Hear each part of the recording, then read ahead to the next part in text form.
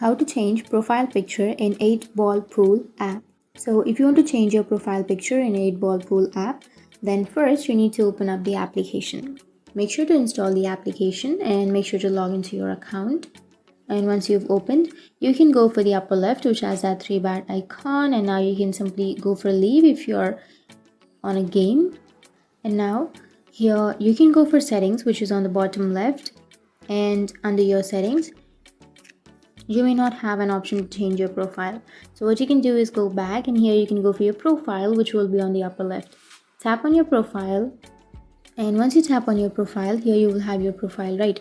You can simply tap on the pencil shaped icon under your profile picture. Tap on that, which is on the upper side of your profile picture.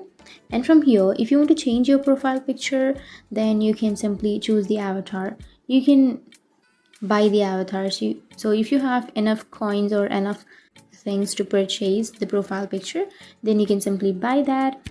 And once you've buy it, you can tap on continue, and you can tap on use, and that's it. You have choose your new avatar. Now you can go back, and from here you can see that you have changed your profile picture.